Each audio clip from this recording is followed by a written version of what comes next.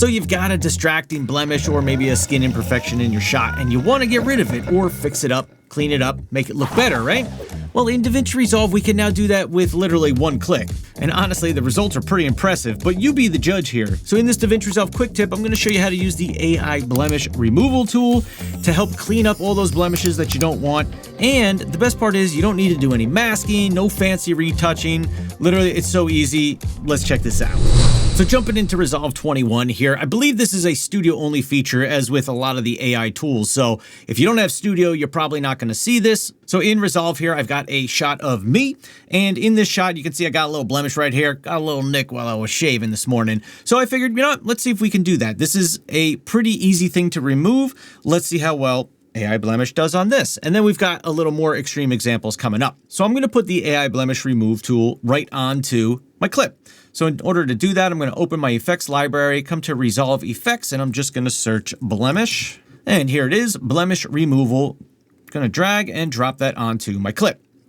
And by default, when you drop it on your clip, you can look in your inspector and see it under the effects section right here. And by default, it comes in at a strength of 0.5. And already that did a little bit of work there to help remove that. If I turn it off, you can see there it's a little more red.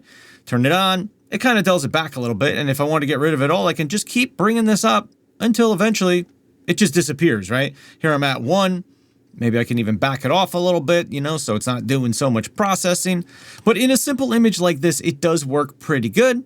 And it looks like it removed that blemish for me, no problem. So if I come back to the beginning of my clip here and I play through it, here's what it looks like. Did it work?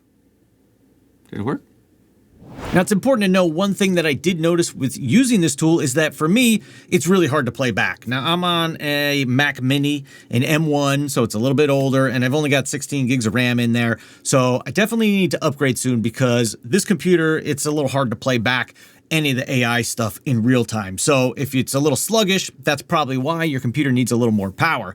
So I'm gonna be looking to upgrade soon. So let's look at another example here. Now we've got, I'm gonna call this a teenager because he looks like a teenager, and we've got some acne going on here and whatnot. So we're gonna do the same thing. I'm gonna take my blemish removal tool, drop it onto the clip, and it's gonna automatically apply it at 0.5%.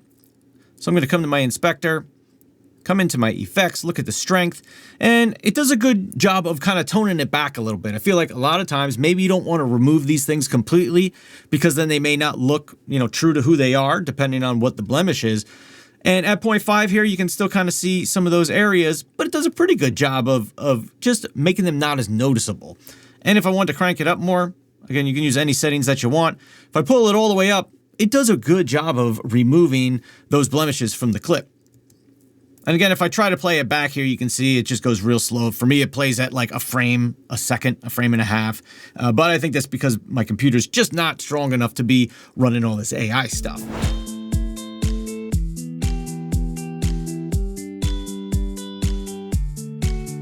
So in this case, it works pretty good. And just so you guys know, there's also a global blend slider there that you can use if you want to blend it in a little bit. But in that case, I think I would just lower the strength a little bit instead of using the global blend, but the option's there if you want to use it. Now, the last one here is a bit more extreme of an example. I actually created this little video clip here just to have a lot of things to try and have this blemish tool remove. So again, I'm going to do the same thing, drop the blemish removal tool onto her face. And if I turn it on and off here, we can see it definitely helped make them a little less distracting at a strength of 0.5. If I crank it all the way up, let's see how that does.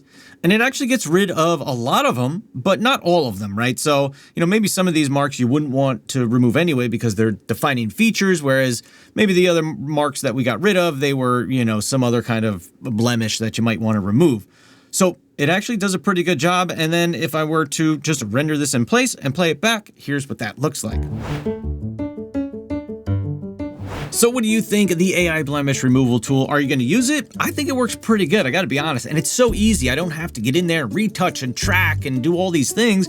I could just turn that on and it does a really good job of removing those blemishes, especially on those close, tight face shots. So I'm impressed. This is an AI tool that I think I would use, that I like a lot.